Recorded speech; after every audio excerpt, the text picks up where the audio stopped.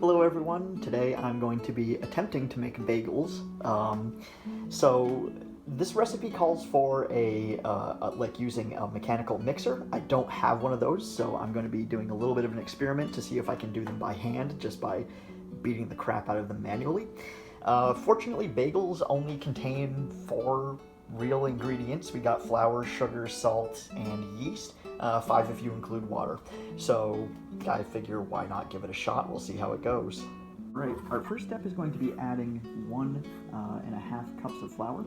So when doing that, make sure that you get a nice even measure. Use the back of a knife to scrape off the top of your measuring cup in order to make sure that it's an even cup. You're not winding it up with heaping, or you're not cutting out too much material. Like, you want to make sure that it's nice and even and smooth all the way across.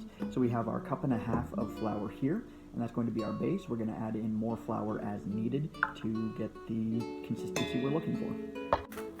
And we're going to go ahead and add in our yeast packets here. Just get those open and poured in. And whoops, try not to drop the packaging into the food. That is something we want to try to avoid generally. Okay, and so for anyone not familiar with yeast, that is the ingredient that will cause breads to rise, to get puffy, and do all of those cool things that a lot of bread type substances do. Then we're going to add in 3 tablespoons of sugar. 1, 2, 3. Sorry, that was a bad take on that old commercial. Alright, forget I did that. And a single tablespoon of salt.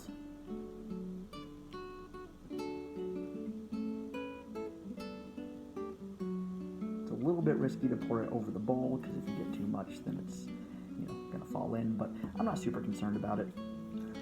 Whatever, it'll be fine. It's experimental anyway. We'll see how it goes. And then we are adding 1.5 cups of hot water. Now it's got to be hot water for that yeast to activate and react with those sugars and begin releasing gases. I think carbon dioxide mostly, which is going to relate in that puffiness that we see in bread. I'm going to go ahead and give this a bit of a stir, and then a more vigorous stir, and then we'll add in more flour just to get it to the thickness that we would like it to be. So as you can see, at this point it's pretty soupy. This is obviously not going to make a very good bagel. The recipe calls for almost 4 times the amount of flour that we added initially though, so I'm going to soon start adding in some more flour and thickening this whole situation up, and I'll come back to you when we do.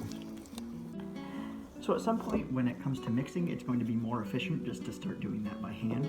What I like to do is sort of pick up the dough, stretch it out a little bit to get those sticky spots exposed that are more towards the center, and kind of press it into the flour that's still in the bottom of the pan, and just continue mixing as we go. Now this is almost kneading, which we're going to be doing in a little bit here anyway, but I figure, may as well just get a little bit less sticky before we officially move on.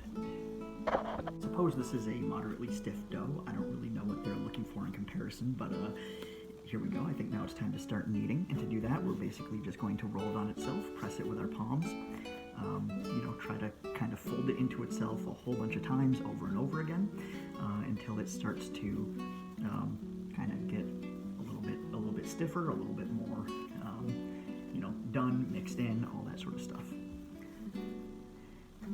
And we're going to be doing this for about 8 to 10 minutes. I've already been going for about 5, but basically just this process, just kind of stretch it out, roll it on top of itself, roll it back into itself, so on and so forth. Try to keep it nice and even, and ideally spreading everything in.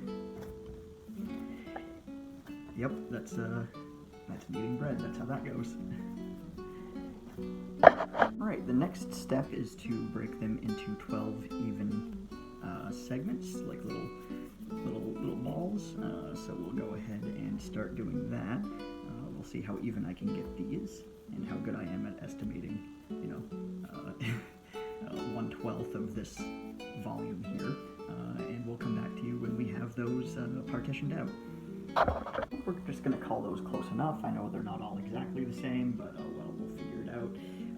The next step is to go ahead and poke a hole through the middle with your thumb, as a bagel would have, and then to just sort of stretch out the dough into the, classic bagel-shaped ring that we all know and love. So I'll go ahead and do that with these guys and see how they look. Alright, so we have some roughly bagel-shaped things here. I'm going to go ahead and pop them under the broiler for a minute to brown them up before we boil them.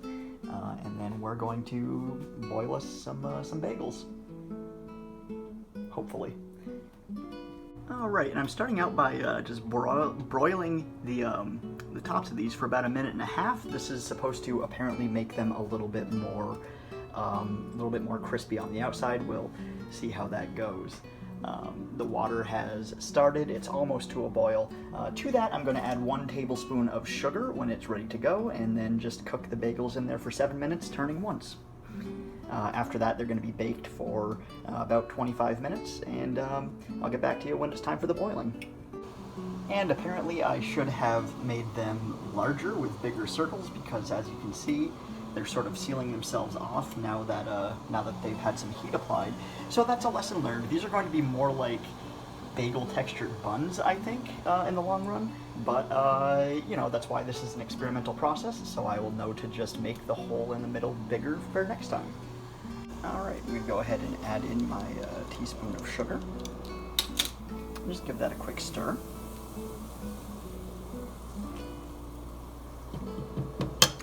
And now I'm going to start throwing in my bagels and letting them sit there. So they should float. Yep, perfect. And we're going to let them float in there for about 3.5 minutes before turning. And then put them on a baking sheet for baking. And as you can see, the outside is a little bit cracked, sort of uneven. That's because I did go back in and sort of try to stretch out those holes a little bit more, because I'm fairly certain that without those holes they will wind up spongy and gross and uncooked in the middle. That said, it's about time to give these a flip. So I'm just going to use my tongs here to give them a nice turn in the water there. And give them another 3.5 minutes on this side, and move them over to the pan for baking. Alright, so let's go ahead and attempt to transfer these from the water here over to our pans before moving on to the next batch. Yeah, it looks like they've increased in size quite drastically, as you can see, right? We have those ones and then these big chungai over here. So it looks like that is going at least somewhat as intended. I'll get back to you when we get to the baking step, because it's basically just going to be this process repeated 2 more times. Alright, so I realized I didn't really need to go very far into the actual baking step, because that's basically just put it in the oven like so and then wait for 25 minutes. So here they are. I'm assuming finished, look nice and brown.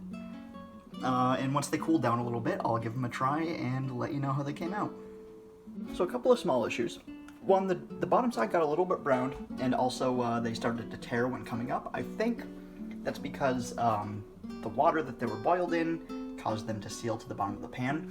And also the texture is, more like bread with a nice sort of more bagely outside, but the middle is still essentially bread. So I'm not exactly sure what I would need to do to fix that, but maybe that was, part of what the mixer does, is makes a more consistent, less bread-like, more aerated middle. That said, they're not bad. They're not offensive by any stretch. They're just more like a round roll, I guess, if you will. So maybe I'll come back to it another time, try it a different way, see if I can do it better. But it just goes to show you that, making bagels is a harder process than it looks like. It's pretty intensive. There are a lot of factors for such a simple recipe that can apparently go wrong. So I would just like to thank the inventors of bagels for also inventing investment banking.